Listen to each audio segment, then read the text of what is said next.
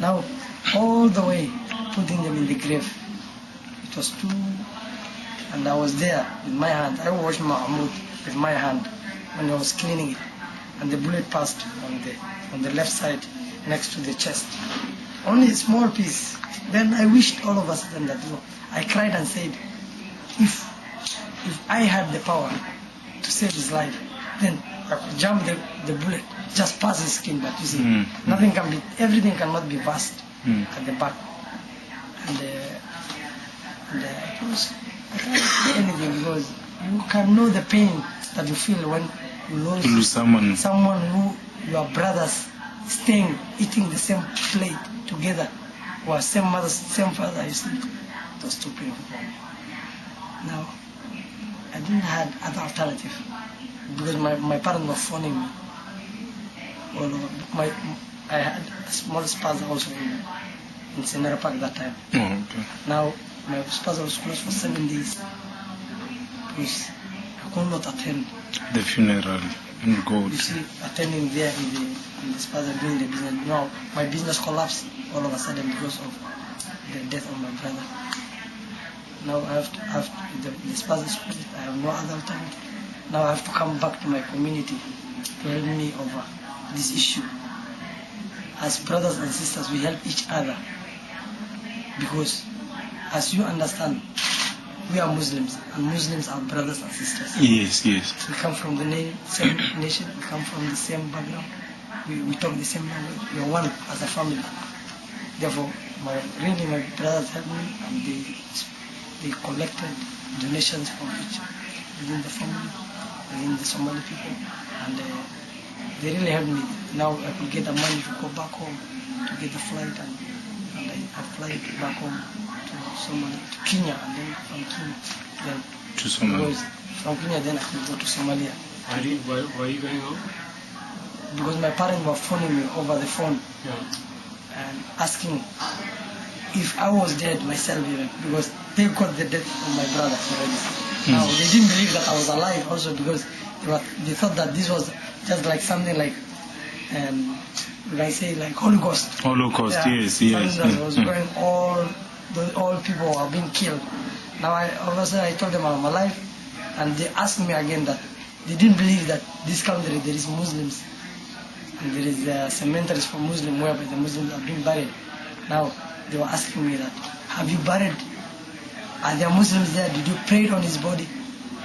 And I told them, yes, there is Muslims here, and we buried him in a respectful manner, and we got crying shoulder from the government also, because the Premier was here, the Minister of Home Affairs was here also, this Honorable Muslim Palindela.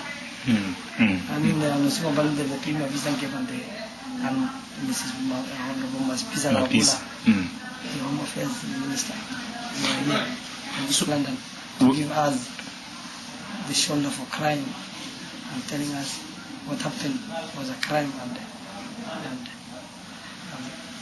we have to feel. When you got home, your parents, I mean, how did they take it when you explained to them how he died? I explained to them. They really regret, because I was the one who planned for him to go to South Africa that time. My brother, I'm the one who planned, because I was elder than him. He's the one who helped me when I came here, but I'm the one who planned from back home to bring him all over the way to home. First they were lamenting me for all this, because if they believe that there's gunshot in Somalia,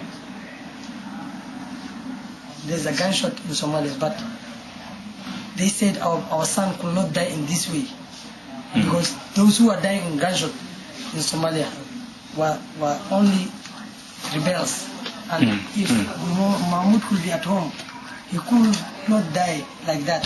Even if there is no peace in Somalia, he could not be killed like that with no apparent reason, no good reason, unless he could be killed in Somalia when he was having a gun and fighting others, but not just a civilian who was staying at home. Therefore, they regretted and told me that you are the one who took him all that way, and you are the one who advised him to go all that way to find protection, but now all the way to South Africa to find protection and live. running from all this war at home, going all the way to South Africa, advising your brother that he will be killed in Somalia to run away because he was young. But you see what you brought. They lamented me. You brought all this. She said they didn't see the body of their son. Even they will never trust me because, as a parent, they won't trust me because they didn't see his grave, they didn't see his body. But it was not easy to tell them what happened. It was not easy to convince them that, look, father and mother, I'm the one who watched his body. I'm the one who took him to the grave. They didn't believe it really. Why? Because they are parents. You know what parents are. And I can't tell you because it's too not easy.